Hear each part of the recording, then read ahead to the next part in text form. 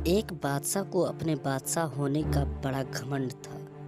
इस बात से उसके राज्य के सभी कर्मचारी परेशान थे। प्रजा भी बहुत दुखी थी। वह बिना बात के लोगों को कड़ी से कड़ी दंड देता रहता। एक बार राज्य में कहीं से एक संत पधारे। बादशाह को जब इस बात का पता चला तो उसने तरह तरह से संत को परेशान किया, उनका अपमान करवाया, मगर संत ने सब कुछ सह लिया और बादशाह से कुछ नहीं कहा। जब बादशाह के खूब परेशान करने पर भी संत ने राज नहीं छोड़ा तो बादशाह ने खुलेआम कहला भेजा, या तो तुम राज छोड़ दो, अन्यथा तुम्हें कोड़े लगाए जाएंगे और राज्य में घुमाया जाएगा। संत पर इस बात का भी कोई असर नहीं हुआ। वह और उत्साह से प्रवचन करने लगे। बादशाह को यह बात बड़ी बुरी लगी।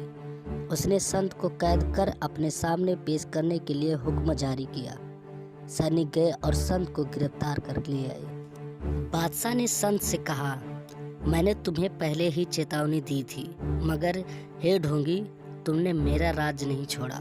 अब तुम्हारे शरीर पर अनगिनत कोड़े भी लगाए जाएंगे और पूरे राज्य में घुमाया जाएगा। बादशाह की बात सुनकर संत बिल्कुल भी विचलित नहीं हुए और उल्टे मुस्कुराने लगे। इस बात पर बादशाह और अधिक क्रोधित हो उठे।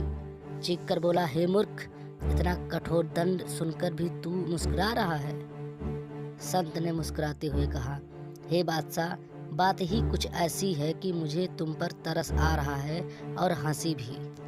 वह क्यों? बादशाह ने फिर चीखते हुए कहा। तब संत ने बादशाह से पूछा, हे बादशाह, कल्पना करो तुम कहीं ऐसे स्थान में भटक गए हो जहाँ पानी ना मिले।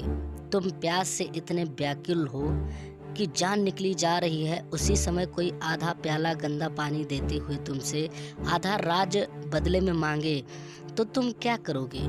यह भी कोई पूछने की बात है? मैं बिना सोचे समझे उसे आधा राज्य दे दूंगा, कम से कम जान तो बचेगी।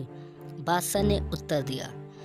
संत ने पुनः पूछा, लेकिन यदि उस गंदे पानी के कारण तुम बीमार पड़ जाओ और मरणासन हो जाओ, ठीक उसी समय तुम्हारा इलाज करने वाला हकीम तुमसे ठीक करने के बदले में बाकी बचे हुए आधे राज्य की मांग करने लगे तो तुम क्या करोगे? बादशाह ने झट से कहा, मैं तुरंत उसे बाकी आधा राज्य भी दे दूंगा। जब जीवन नहीं रहेगा तो राज का मैं क्या करूंगा? इस पर संत ने मुस्कुराते हुए कहा, तब तो हे बादशाह, तुम्हारा घमंड बिल्कुल व्यर्थ है। इसे त्याग देना ही अच्छा है। जो राज मात्र आधा प्याले गंदे पानी के कारण समाप्त हो जाए, उस पर घमंड कैसा? यह सब बात सुनकर बादशाह की समझ में सब कुछ आ गया था।